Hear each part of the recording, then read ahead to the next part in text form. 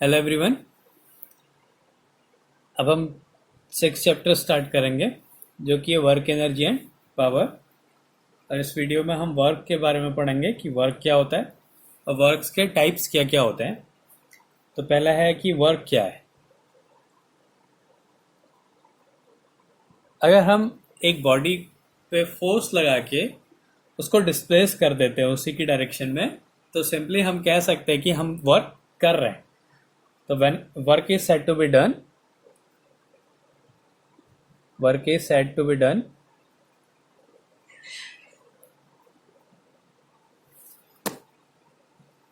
when force is applied on a body, force is applied on a body and body displaces in the direction of force। तो हम कहेंगे कि work done हो रहा है कि अगर एक बॉडी पे फोर्स लगाए और बॉडी उसी की डायरेक्शन में डिस्प्लेस हो तो हम कहेंगे उसमें वर्क हो रहा है। ऐसा जरूरी नहीं होता है कि उसी की डायरेक्शन में डिस्प्लेस हो। ये एक पॉजिटिव वर्क की डेफिनेशन है कि कब वर्क डन जो है पॉजिटिव होता है, तो उसके लिए हम इसको ऐसे लिख देते हैं। अब इसकी कंडीशन क्या है। माना एक बॉडी एक सरफेस पे है, इस बॉडी का मास m है और इस बॉडी पे हमने इस डायरेक्शन में एक फोर्स लगा दिया। माना ये हॉरिजॉन्टल से थीटा एंगल पे है, इस पे एक फोर्स लगाया। अब और थोड़ी टाइम बाद देखा कि जो बॉडी है वो इधर पहुंच गई, ये उसकी दूसरी पोजीशन है और इस पोजीशन से इस पोजीशन का जो डिस्प्लेसमेंट है वो माना d है। ये हम कंडीशन ले रहे हैं। अब ये बॉडी पे फोर्स लगा इस डायरेक्शन में और बॉडी मूव करके इधर आ गई। अब अगर हम यहाँ पे फोर्स को दो कंपोनेंट्स में रिजॉल्व करें तो एक इसका हॉरिजॉन्टल कंपोनेंट होगा इस डायरेक्शन में जो कि होगा F cos थीटा, और एक वर्टिकल कंपोनेंट होगा इस डायरेक्शन में जो कि होगा F sin theta, F sin theta. ये इसका वर्टिकल कंपोनेंट हो गया। अब क्योंकि बॉडी ऊपर नहीं जा रही है इसलिए जो F sin थीटा है इसको हम नहीं लेंगे। हमने हॉरिजॉन्टल डायरेक्शन में देखना है कि कितना डिस्प्लेसमेंट हो रहा है, तो हॉरिजॉन्टल डायरेक्शन में ही इसमें वर्क फाइंड करेंगे। तो हॉरिजॉन्टल कंपोनेंट के कारण माने मतलब F cos थीटा के कारण ये पोजीशन ये इस पॉइंट से इस पॉइंट पे डिस्प्लेस हो गया। अब वर्क डन क्या होता है, फोर्स इनटू डिस्प्लेसमेंट। अब फोर्स कौन सा फोर्स काम कर रहा है, F cos theta, F cos theta, और डिस्प्लेसमेंट क्या हो गया d। तो ये हो गया इसका वर्क डन। तो हम इसको लिख सकते हैं F d cos थीटा। अब हमें पता है a dot b equals to क्या होता है, ए बी cos थीटा होता है। तो ये F डॉट d हो गया F d cos थीटा। तो इसको हम लिख सकते हैं F डॉट d। और डॉट प्रोडक्ट से जो भी रिजल्ट मिलता है वो कैसी क्वांटिटी मिलती है, एक स्केलर क्वांटिटी मिलती है। तो जो वर्क डन है ये एक स्केलर क्वांटिटी है और उसकी यूनिट जो होती है वो जूल होती है। वर्क डन भी क्या एक टाइप की एनर्जी है, तो it is a scalar quantity. इसका जो यूनिट है वो जूल है और ये कैसी क्वांटिटी है, एक स्केलर क्वांटिटी है। अगर हम वर्टिकल कंपोनेंट के लिए देखें तो डिस्प्लेसमेंट आगे हो रहा है, जो फोर्स लग रहा है ऊपर की डायरेक्शन में लग रहा है। तो यहाँ पे जो थीटा है वो क्या होगा, कॉस थीटा की वैल्यू क्या हो जाएगी 90 डिग्री। जो थीटा है वो 90 डिग्री हो जाएगा, तो एफ कॉस थीटा से उसकी वैल्यू क्या आ जाएगी, 0 हो जाएगी। तो अगर दो फोर्सेस के बीच में जो एंगल है वो 90 डिग्री होता है तो वहां पे कोई वर्क डन नहीं होगा। ये अभी हम टाइप्स जब पढ़ेंगे इसके वर्क डन के, तो 0 वर्क डन में ये और अच्छे से एक्सप्लेन हो जाएगा। अब एक क्वेश्चन देखते हैं इससे कि माना एक बॉडी पे फोर्स लग रहा है। ये क्वेश्चन है 3i cap minus 2j cap अब प्लस k कैप। ये इस बॉडी पे फोर्स लगा और बॉडी जो है डिस्प्लेस हो गई। जिसमें डिस्प्लेसमेंट हो रहा है वो माना पहले पोजीशन उसकी 2 मीटर है तो वो 2 मीटर से 3 मीटर जो है डिस्प्लेस हो गया, 2 metre to 3 metre along X axis. ये डिस्प्लेसमेंट हो गया। तो डिस्प्लेसमेंट क्या हो गया, उसमें 1 मीटर का डिस्प्लेसमेंट हो गया। 2 मीटर था पहले वो पोजीशन पे, फिर 3 मीटर की पोजीशन में पहुंच गया, मतलब डिस्प्लेसमेंट क्या हुआ, 1 मीटर का उसमें डिस्प्लेसमेंट हो गया और एक्स एक्सिस में। और हमसे कह रहे हैं कि वर्क डन फाइंड करो, इसको डिस्प्लेस करने में कितना वर्क डन हो रहा है। तो वर्क डन का फॉर्मूला क्या होता है, एफ डॉट डी होता है। तो जो वर्क डन होगा वो force 3i cap minus 2j cap plus k cap और डॉट डिस्प्लेसमेंट। अब डिस्प्लेसमेंट को भी हमने वेक्टर फॉर्म में लिखना पड़ेगा, क्योंकि हम यहाँ पे डॉट प्रोडक्ट कर रहे हैं और डॉट प्रोडक्ट के लिए दोनों क्वांटिटीज वेक्टर के फॉर्म में होनी चाहिए। तो ये कह रहा है कि 1 मीटर अलोंग एक्स एक्सिस, तो 1 मीटर तो इसका मैग्नीट्यूड है, और एक्स एक्सिस का मतलब क्या है, उसका जो कार्टेशियन वेक्टर होगा वो क्या होगा, आई कैप होगा। तो ये हो गया। अब इसकी अगर हम डॉट प्रोडक्ट कर दें तो आई की आई के साथ डॉट होगी, जे और के इसके साथ है नहीं, तो ये दोनों जीरो हो गए। तो अगर हम इसका डॉट प्रोडक्ट करेंगे तो क्या आएगा, 3, और यूनिट क्या है, जूल। अगर ये न्यूटन में है और ये मीटर में है तो ये क्या हो गया, जूल जो है उसका वर्क डन आ गया इस क्वेश्चन के लिए। अब अगला टॉपिक है हमारा types of work.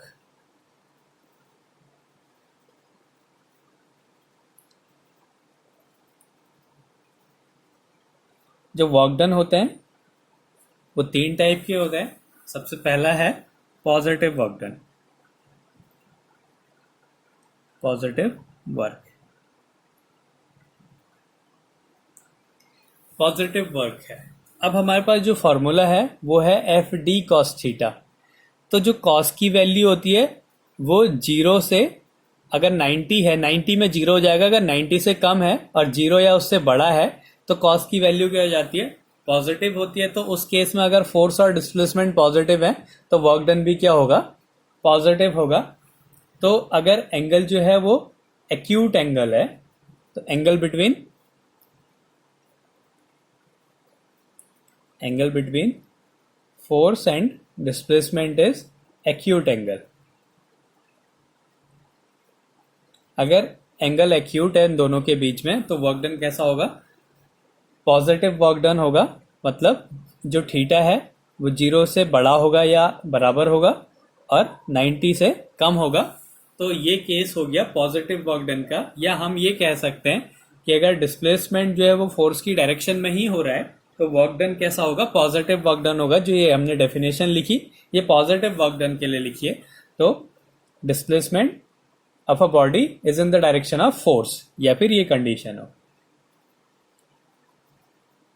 Displacement of a body is in the direction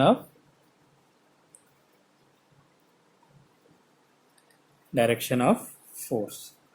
तो अगर ये कंडीशन है तो क्या हो गया, पॉजिटिव वर्क डन हो गया। यही एग्जांपल हम ले सकते हैं कि अगर उसमें फोर्स लगाया और फोर्स की डायरेक्शन में, तो फोर्स कौन सा लग रहा है, एफ कॉस थीटा लग रहा है, और उसी की डायरेक्शन में ये मूव कर रहा है, तो ये कैसा हो गया, पॉजिटिव वर्क डन हो गया। मतलब ये एक ऑब्जेक्ट है, इस ऑब्जेक्ट में मैंने फोर्स लगाया, उसी की डायरेक्शन में बॉडी मूव कर रही है, तो ये कैसा हो गया, पॉजिटिव वर्क डन हो गया। अब अगला केस है इसका नेगेटिव वर्क डन। जो सेकेंड है नेगेटिव वर्क। तो नेगेटिव वर्क डन क्या होता है कि अगर कॉस की वैल्यू 90 से बड़ी है और 180 या उससे छोटी है तो जो वर्क डन होगा वो नेगेटिव होगा, क्योंकि कॉस की वैल्यू क्या आ जाएगी, माइनस में हो जाती है। तो इसमें क्या होगा कि अगर एंगल ऑब्ट्यूज है तो work done negative work done होगा। तो angle between force and displacement is obtuse.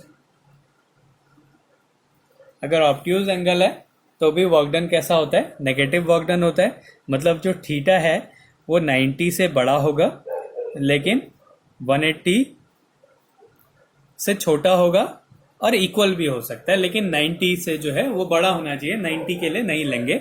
या फिर इस केस में हम कह सकते हैं कि जो डिस्प्लेसमेंट है और फोर्स है वो एक दूसरे की ऑपोजिट डायरेक्शन में हो, तो वर्क डन कैसा होता है, नेगेटिव होगा। Displacement is in opposite direction of force.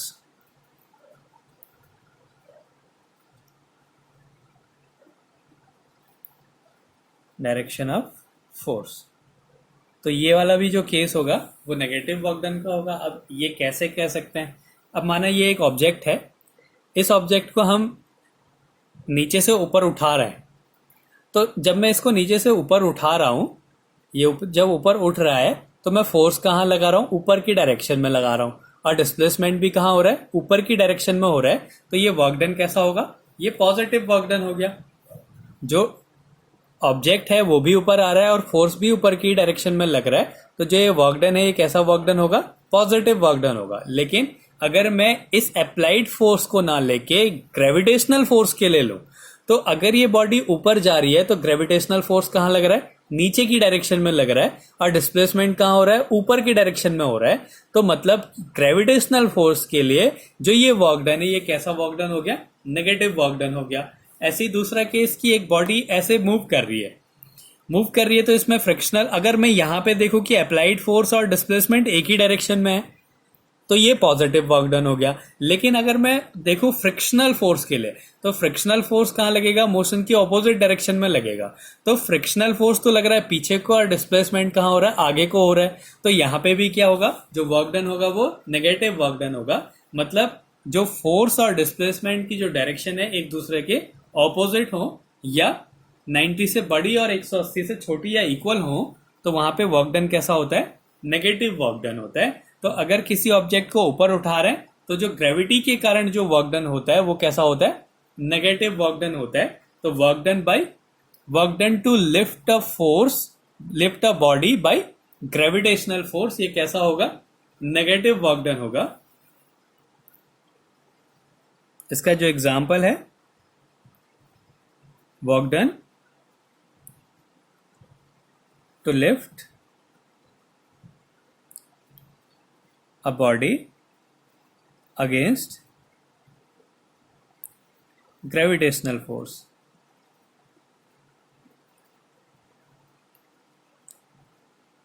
ये क्या हो गया?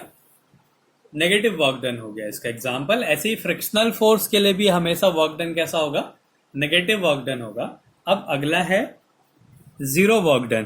थर्ड टाइप है इसका zero work done, zero work. तो जीरो वर्क डन कैसे होगा? तो पहले हम एंगल से ले रहे हैं। अगर एक्यूट एंगल है तो पॉजिटिव वर्क डन होगा, ऑब्ट्यूज एंगल है तो नेगेटिव वर्क डन होगा। अगर ये जो थीटा है वो 90 डिग्री हो जाए, मतलब इस वाले केस के लिए हो जाए, अगर थीटा 90 डिग्री है तो क्या होगा? वर्क डन जीरो होगा। एफ डी कॉस थीटा की वैल्यू क्या होगी? जीरो हो जाएगी।